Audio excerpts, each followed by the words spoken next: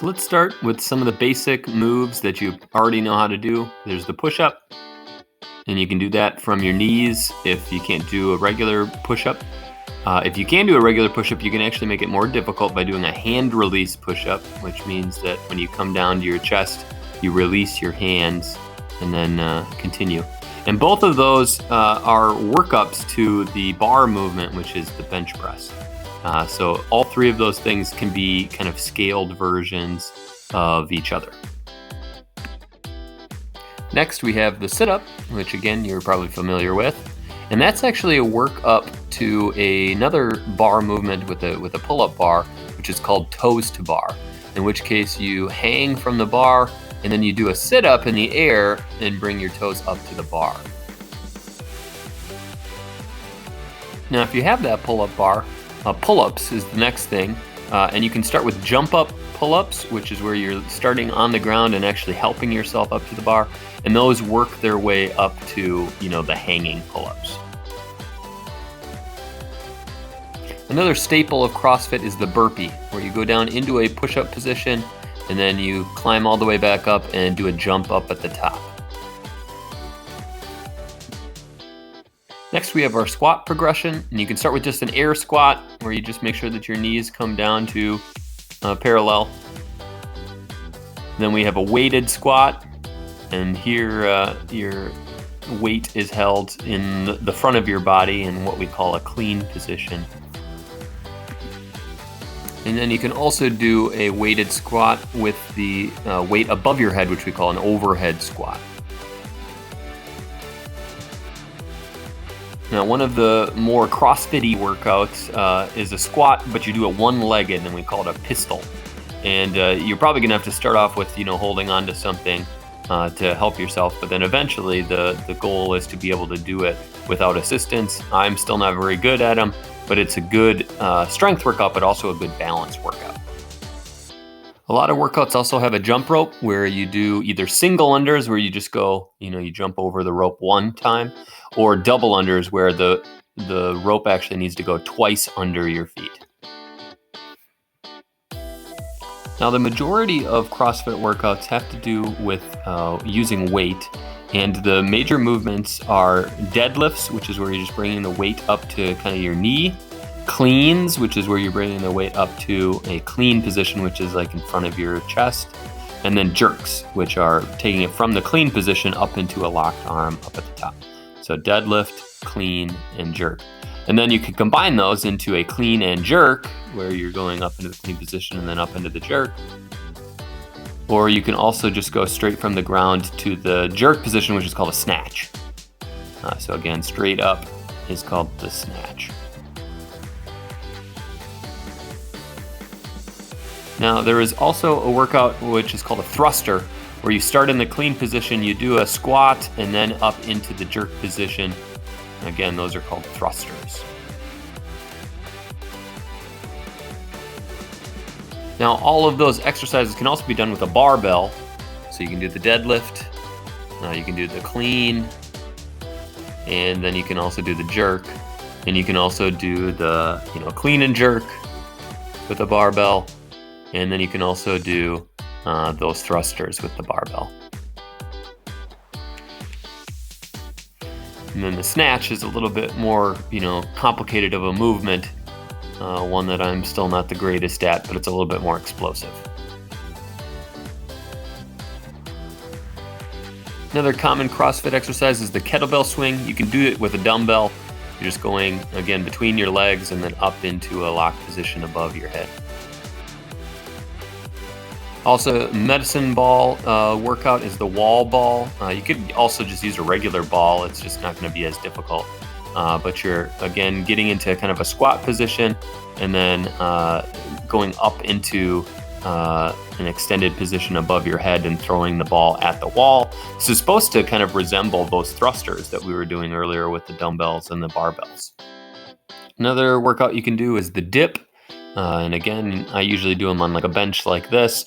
You can also do them with rings or a dip bar if you have them, but this is probably the easiest and least equipment needed. Now, another workout that I really enjoy is the handstand push-up, and you usually start with what we call pikes, which is where you have your knees or feet on a box, and you're doing push-ups with as much of the weight as you can on kind of your shoulders, and then you work up into actually doing a handstand push-up, and you do them against a wall like this. Now, if you have a box or a bench, there's a bunch of things you can do. You can do step-ups, where you just step up onto the box and then over onto the other side. You can also do that with weight, which is just a weighted step up, and you can hold dumbbells, make it a little bit more difficult on yourself. Or to make it more aerobic, you don't use weights, but then you actually do the jump. They call those box jump overs. Those are some different things you can do with the box. Now, as the weather gets a little bit warmer, most workouts also have some sort of either running or a stationary bike or rowing machine aspect to it. And that's, again, just to build up that aerobic capacity. No matter what workout you're doing, CrossFit also wants you to record what weights and what times you're getting, because the whole point is that if you do this workout again, you should improve and you should be better than the previous year. So how do you figure out what you're going to be doing for a workout? Well, I have a deck of cards that has all the different movements, and then the numbers also can be reps and sets. And I'll just shuffle it up. I'll deal out, until I get at least 3 movements, and then I use the rest of the cards to be my reps and sets. So in this particular workout, I just, dealt one out for you guys. I will then, try and think about what makes sense as far as reps and set schemes, kind of mix and match or whatever. And this workout turns out to be pull-ups, where I would do 2 sets of 5 or maybe 25. Sit-ups, where I do 2 sets of 9 or maybe 29. And then burpees, where I would do either 33 or 3 sets of 3. So I probably would do 25 pull-ups, 29 sit-ups, and then 33 burpees. And that would be my workout for that particular day. This one actually had some pretty low numbers, 2 2s and 2 3s. That doesn't happen very often. Sometimes you get a deck where you have all kind of 10s and 9s and 8s, and then your workout can be very difficult. You can also get workouts directly from CrossFit.com. They have a whole bunch of workouts available, so I'm just going to go through some of them, because a lot of times they might use terminology that you're not familiar with. This first workout is just overhead squats, and then they have a rep sequence where you go 3 reps, then 2 reps, then 2 reps, then 2 reps, then 1 reps. And so this is a workout that you would try and put as much weight above your head as you could, and then just do those short rep sequences. And you keep track of how much weight, and again, try and get as much weight in the overhead squat. This is not super typical of a CrossFit workout. Usually there's more than one movement, but this is just one example of a workout that they have. The one from the day before involves rope climbs, which you don't have a rope. I don't have a rope to climb. Ring dips, which I do have rings, but you probably don't.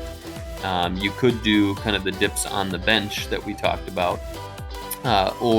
And then sit-ups, and the GHD just refers to the apparatus where you put your feet in the stirrups and then do sit-ups that way. You could just do regular sit-ups as well. And then for the rope climbs, you'd have to find something else that you could kind of substitute that for. But you do 6 rounds of that kind of rep sequence. They have a rest day in here. Hope, a lot of times they have workouts that are named after individuals. And so this one involves doing burpees, which we talked about, power snatches. Again, snatches are just going from the ground all the way up into a locked position in one movement. Box jumps, thrusters, and chest to bar pull-ups, but you could also do those jumping pull-ups as well. And you do 3 rounds of those. You move from each workout after a minute. It describes that down here. So you do burpees for a minute, power snatches for a minute, box jumps for a minute, thrusters for a minute, and chest to bar pull-ups for a minute, and that's 1 round, and then you'd move into the next one. And a lot of times they give you what we call RX, or prescribed weights and heights and things like that. So if you were a great CrossFitter, you would use 55 pounds for your power snatches and thrusters, and you'd be using a 20-inch box to do your box jumps. And but if you don't have that stuff, or you're not the greatest CrossFitter in the world, you can obviously do less weight and you can use a shorter box. So it's entirely up to you. And they usually do have some sort of a scaling option too. Scaling just means that you're not going to do it, as prescribed or RX. You need to have some considerations for your level of fitness. So here you could do burpees, power snatches, box step-ups instead of the box jumps, squats, and ring rows. And you'd be using 15 pounds in a 12-inch box instead of the 55 pounds in the 20-inch box. Here, this one from Sunday, you do 4 rounds of running, 400 meters, and then those walking lunges. I didn't even talk about those, but you know what a walking lunge is. And then you would just keep track of the time that it takes you to do that.